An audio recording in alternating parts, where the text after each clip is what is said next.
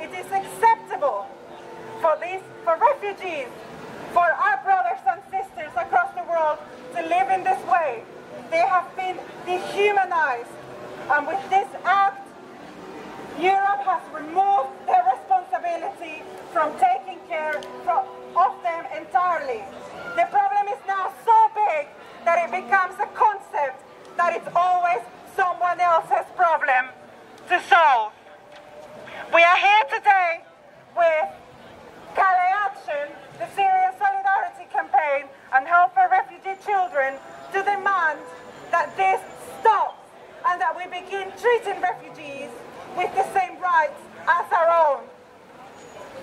The countries in Europe in particular have been trying to evade acknowledging the basic humanity of refugees and the rights that they should have respected, because we mustn't forget that these rights are not granted to them by governments. These rights they have as human beings and should be recognized as such. We demand that the governments recognize and take responsibility for the wars in Syria, Iraq, and the vast areas of the Middle East which have caused people to flee. Their continuing responsibility to ensure safe passage to Europe, in particular across the Mediterranean, where so many lives are lost. For thousands of refugees, as though they had no duty to protect them. Thousands have drowned through a deliberate state policy of neglect. Help for Refugee Children demands that these refugees' human rights begin recognized and that they are treated as other civilians. Our governments must ensure that they are treated with dignity and respect, and that we don't force people to endure this misery, and that we take more responsibility for them. Government politics on responsibility of these individual citizens who, like us, oppose war. Policy disaster, by which we mean us in richer, wealthier, peaceful countries have not fulfilled our responsibilities to those fleeing war, conflict, oppressive dictatorships, or extreme poverty. We at Calais Action work to take aid to camps across Europe. When we go to the camps, we meet people just like you, just like me. They're living in filth, in mud, in rain, in squalor. Why? Because the governments of Europe do not want illegal immigrants, as they see it, coming here. But no human is illegal. We are not born illegal. We did not choose to be born under oppressive dictatorships. We did not choose to be born into extreme poverty. We did not choose to be born under a barrel bomb. And this is what people are fleeing. And when they reach Europe, they are met with detention camps, with the bare minimum and less than the bare minimum of supplies. They are not given help, and they are not given hope. They that who give them hope are ordinary citizens. We go out, we go to the camps, we talk to people, and we bring them aid.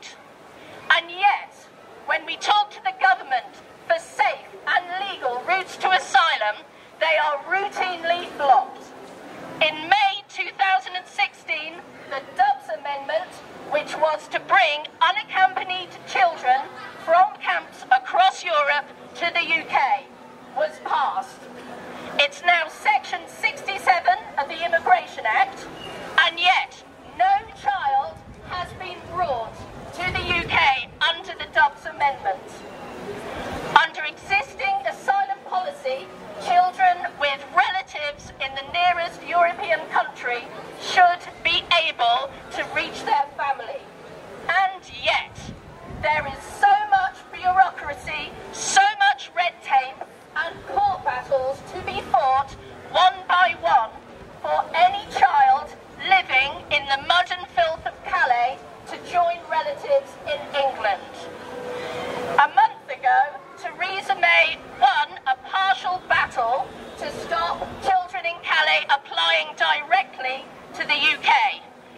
instead of going through France, taking charge and then putting their papers across to the UK. This is a disgrace. What needs to happen is for the 675 children, I'll repeat that, 675 unaccompanied children in Calais are being left to the mercies of traffickers and of gangsters and of people smugglers in order to try and reach the UK. They are not terrorists, they are children. The youngest unaccompanied minor is 8 years old. There are 675 unaccompanied minors in Calais.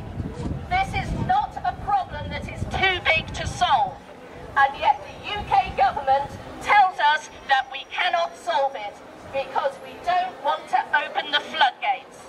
And we ask, if this was your child, if this was you, would you not do anything in your power to reach safety? Because we certainly would. So Calais Action, the Syria Solidarity Campaign and Help for Refugee Children call out now for safe and legal routes to asylum. Enact the Dubs Amendment. Get rid of the red tape and the bureaucracy of Dublin 3. Let children in Calais over for a safe place, a safe home, to join relatives and to have a normal life. Theresa May, shame on you. Thank you. Syria Solidarity Campaign. By the end of last year, the UN announced that more than 65 million people have been displaced. We must know that this is the biggest number after the Second World War. But we also need to know why people are fleeing their homes. As even a refugee myself here, I can tell you that there is no place like home. And nobody wants to leave their country. They have been forced to leave their country. And probably we should know why they are fleeing. It's because of the barrel bombs. I can take Syria as an example because I come from Syria, but it's also similar things happening in countries like Iraq, like Afghanistan and other war-torn countries. People are being killed and bombarded every single day. Hospitals are being targeted. The medical crew are being targeted. There is a barrel bomb every single hour in some areas in Syria. And that means the number of casualties and the number of deaths is very high. There is no education. The bakeries, the markets are also being under barrel bombs and under the jets, whether the Russian jets or even now the coalition jets are targeting some civilians. Those people deserve life. And then when they decide to, they face Fortress Europe. A couple of months ago, I was in Greece volunteering as a translator with a medical team. And I saw the horrors. I didn't expect that I am in Europe.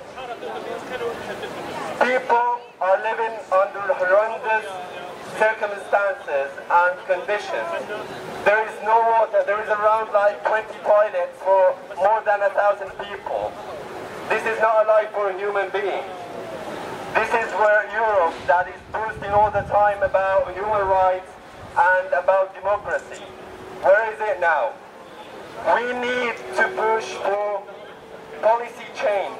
As people, I know the governments are controlled like, by policies, whatever, but as people, we can do a lot. We need to push for a policy change to host these people. These people deserve life. They are taking the most desperate route.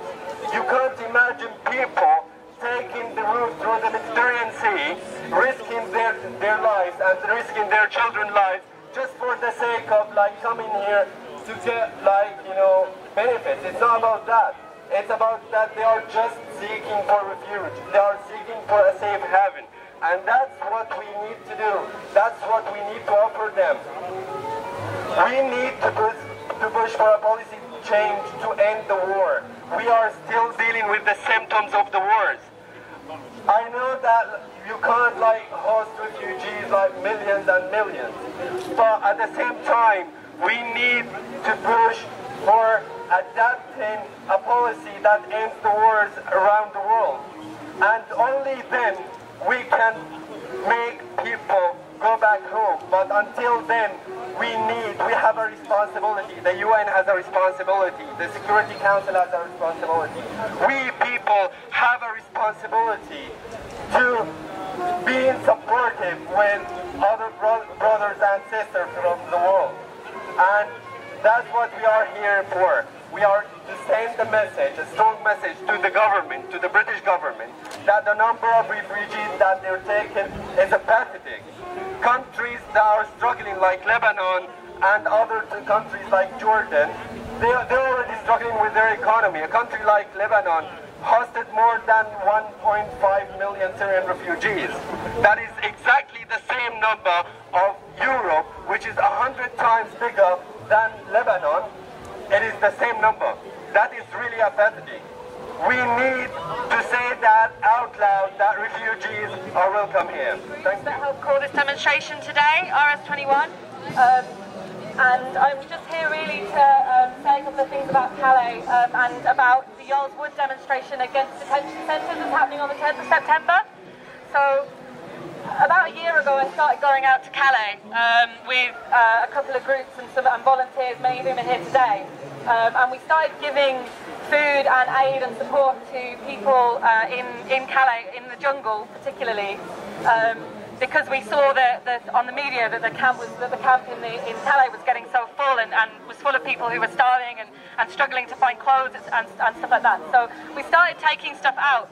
But as soon as I've been there a few times and I've made a few friends, and we've been on a demonstration which was called by refugees themselves through the jungle, where they've been chanting that what they wanted was not to be there. They wanted to be in the UK, where I think they have every right to be as a human being.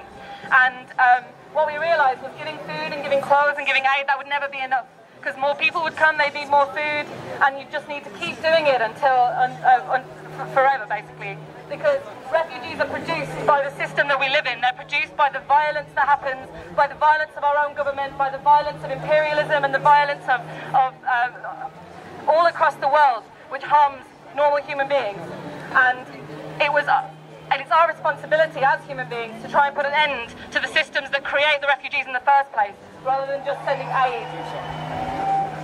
So, going to Calais was a moment of awakening. And I realised that to stop people from dying at the borders, we would need to oppose this system from our own nation and from the nations which were causing a lot of the wars and the suffering across the world, which was then creating the refugees.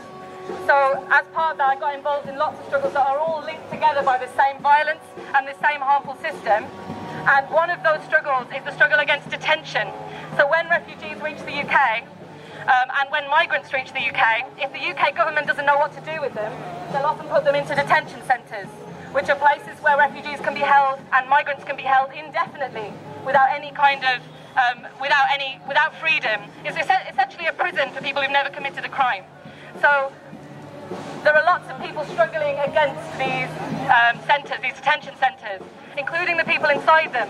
But in order to give our support to those people who are suffering along the same lines as everybody who's stuck at the borders, there are demonstrations being called against each of these detention centres, and there's one on the 10th of September that I just want to give a shout out to, because there's an amazing group called Movement for Justice who are working in support of refugees and migrants who are stuck in these detention centres, and they're calling this demonstration at Yarl's Wood. If you search Movement for Justice, put it into Google, then you will find lots of information about the 10th of September. It would be amazing to see as many of you as possible there, because the brilliant thing about these demonstrations outside the detention centres is they give hope and they give a real sense of solidarity to the people who are stuck in the detention centres, because they can hear you and see you, and that enables people to keep fighting against this racist border regime when they get out of the detention centres, and to defend themselves from abuse and from harm when they're in the detention centres themselves. So I'd really encourage people, search Movement for Justice, go along to Yarl's Wood on Saturday the 10th of September,